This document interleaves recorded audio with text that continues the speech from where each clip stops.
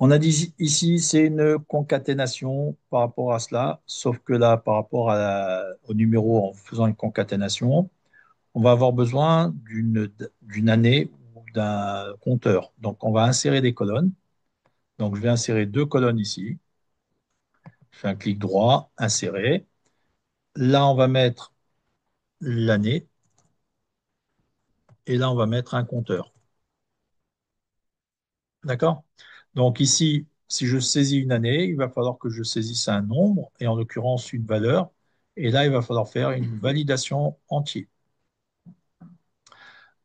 Ensuite, au niveau du compteur, c'est la même chose. C'est un compteur, donc on va saisir quelque chose. Donc, il va falloir mettre un validation entier. OK? Alors maintenant, si on fait le nécessaire, ici, on va faire une concaténation. Donc, égal, concaténer. On va prendre l'année. Alors, c'est pas obligatoire hein, d'une entreprise à l'autre, hein, c'est juste que c'est un exemple. Point virgule, guillemets, espace, guillemets, point virgule, et on va choisir le compteur. Et on ferme la parenthèse. Ou on fait un espace où on peut faire un tiret, hein. Donc, si je veux un tiret, par exemple, je vais venir ici et je mets un tiret. Et je valide. Ça fait que pour l'instant, on ne voit rien, c'est normal, puisque ici, on n'a rien. Donc, ici, on a dit qu'on faisait une validation entière. Donc, sinon, si on écrit autre chose que ce qu'on a là, ça veut dire qu'on a une erreur. Donc, ici, pour éviter ça, on va mettre l'autre validation de données. Donc, on va dans Données, validation de données. On sélectionne ici nombre entier.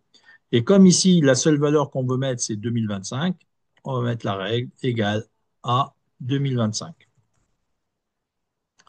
On valide. Et donc là, maintenant, on ne peut mettre que 2025. Si j'essaye de saisir autre chose que cette valeur, j'ai une erreur et je ne peux rien faire. Donc là, je suis obligé de mettre 2025. On voit bien que la concaténation se met en place avec le tiret à la fin. Maintenant, le compteur, c'est le même principe. Le compteur, on va dire que c'est de 1 à 200, par exemple. Et donc, on va faire une validation de données sur un nombre entier et compris entre 1 et 200. Et on valide. Ça fait que maintenant, ici, on ne pourra pas saisir autre chose que ces valeurs-là. Si je mets 600, ça ne passera pas. D'accord? Sauf si je change la règle. Donc ici, on va mettre 1. Ensuite, la date de facture. C'est une validation de données de date. Donc, on vient dans validation de données. Ici, on sélectionne date. Et là, on va définir la règle en rapport avec ça. Si on a ce tableau et qu'on commence à faire des factures qu'aujourd'hui, ben là, on va prendre supérieur ou égal à, et on met la date du jour, qui est le 3 septembre. Donc 03 slash 09 slash 2025. Ce qu'il faut faire attention, c'est que c'est ce format-là qu'il faut mettre dans cette cellule. D'accord? Donc, si on ne met pas ce format-là, ça ne marchera pas. Donc, il faut absolument mettre deux chiffres, slash quatre chiffres. OK? Et on valide. Ça veut dire que maintenant, ici, on pourra saisir que des dates en rapport avec ça. Si je mets, par exemple, le 15 août 2025, ça ne passera pas. OK? Donc, on est obligé de mettre au minimum la date du jour. Ensuite, le client, on a dit que c'est une valide liste. Donc, on va chercher une liste. Donc, on va dans Données, Validation de données, on va dans Liste, on sélectionne la source, on fait FNF3 et on va chercher la ref client. On valide et on valide à nouveau. Ça fait que maintenant, on a bien notre ref client qui se met en place. L'adresse, c'est une recherche V. La recherche V en rapport avec l'adresse qui est dans le tableau des clients. Non, moi, j'avais un client. Moi, j'ai un rêve client. Hein? Non. Rêve client. Alors, ici, en passant ici, en fait, là, c'est ref client. Donc là, c'est ref client. Et donc, il faut qu'on insère une colonne pour mettre le nom client. Donc, on va clic droit, insérer. Ici, on met nom client. Ici, le nom du client, bah, c'est la valeur qui est dans le tableau des clients. Donc, la référence, elle est là dans la colonne numéro 1. Le nom, c'est la colonne numéro 2.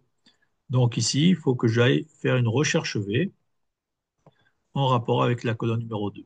Donc on va le faire. Alors le problème, vous voyez que là, ici, maintenant, j'ai la même chose que ce que j'ai à gauche, parce que j'ai fait une insertion de colonne. Donc ici, il faut enlever cette liste. Pour enlever la liste, on va dans Données, Validation de données.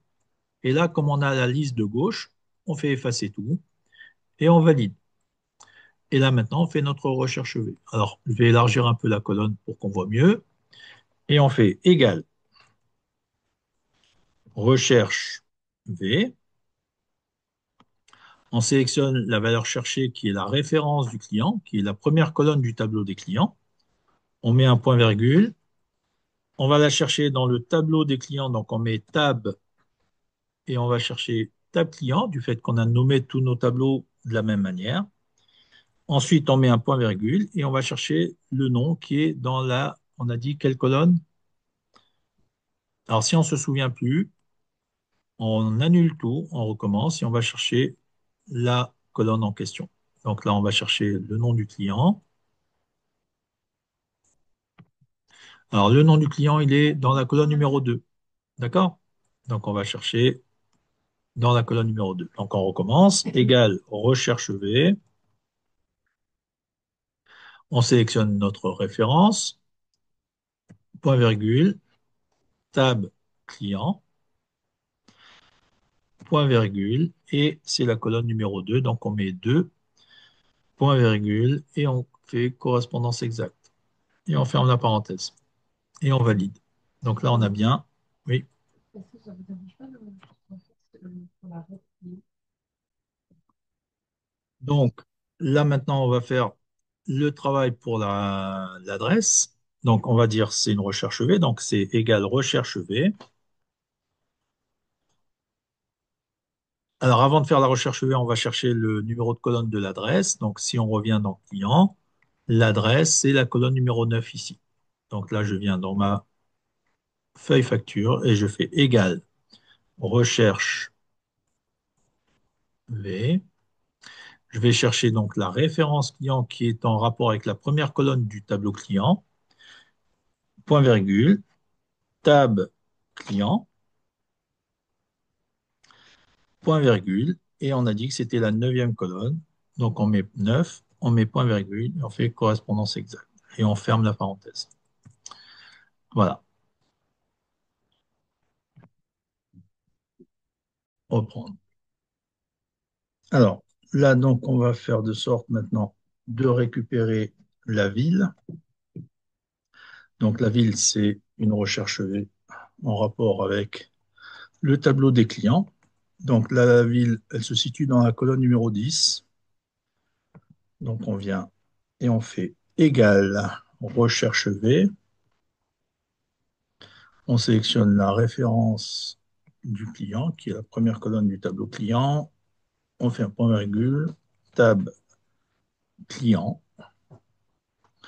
point virgule.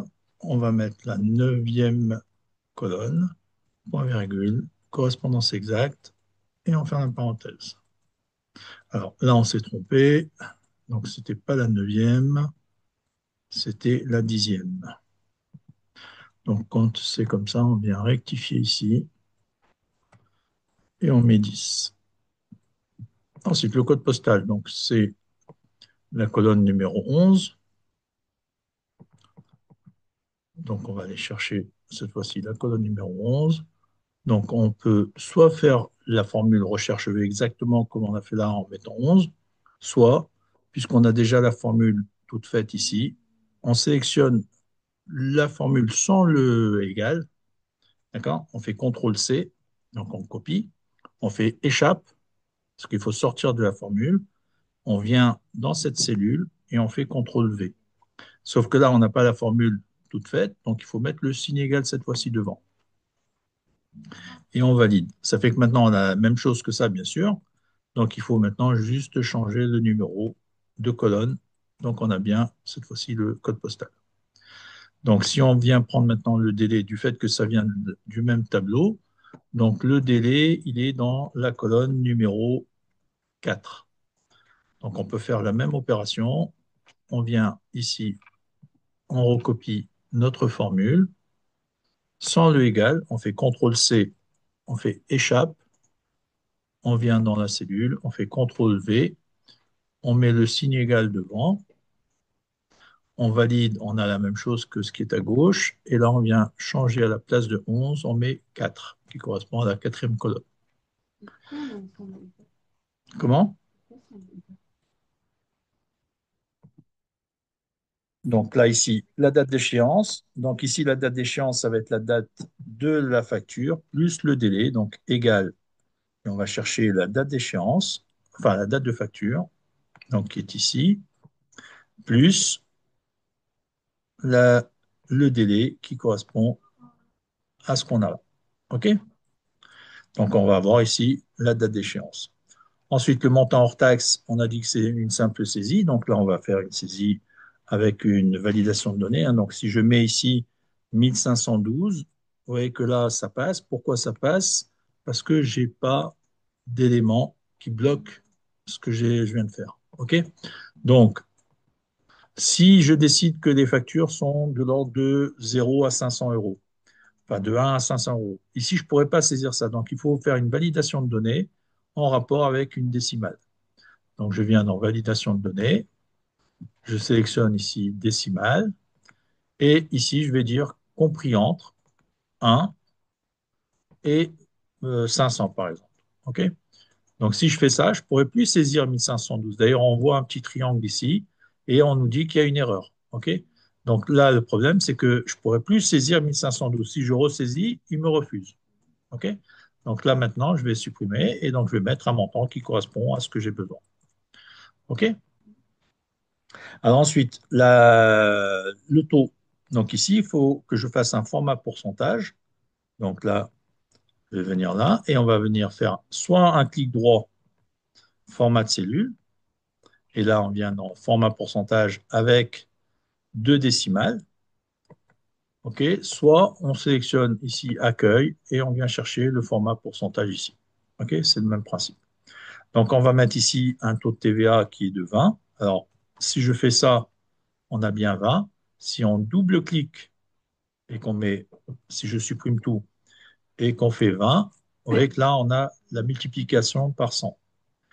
Donc, il faut faire attention ici à mettre 20 simplement, en cliquant une seule fois.